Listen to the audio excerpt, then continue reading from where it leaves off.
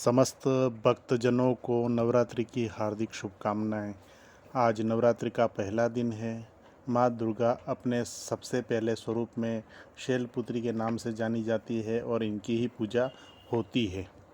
अपने पूर्व जन्म में शैलपुत्री जी प्रजापति दक्ष की कन्या के रूप में उत्पन्न हुई थी, तब इनका नाम सती था। इनका विवाह भगवान शंकर जी से हुआ।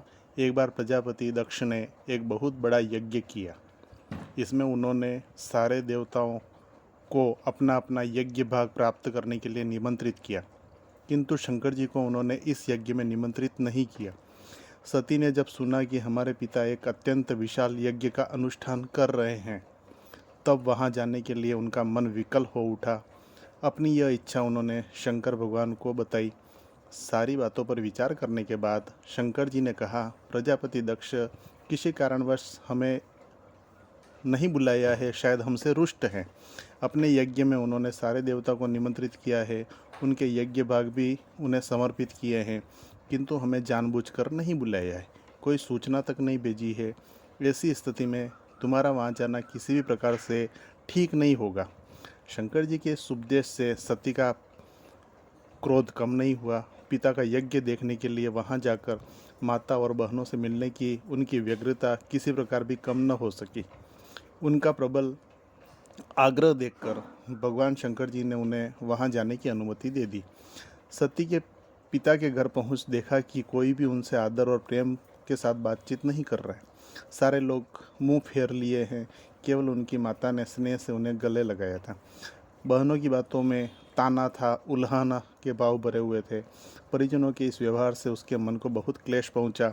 उन्होंने यह भी देखा कि वहां भगवान शंकर जी के प्रति तिरस्कार का भाव भरा हुआ है। दक्ष ने उनके प्रति अपमानजनक वचन भी कहे। यह सब देखकर सती का हृदय ग्लानि और क्रोध से संतप्त हो उठा। उन्होंने सोचा, भगवान शंकर की बात न मानकर यहाँ आकर मैंने बहुत बड़ी गलती की है। वह अपने पति भगवान शंकर के इस अपमान को सह न सकी। उन्होंने अपने इस रूप को तत्क्षण वही योगाग्नि में जलाकर भस्म कर दिया।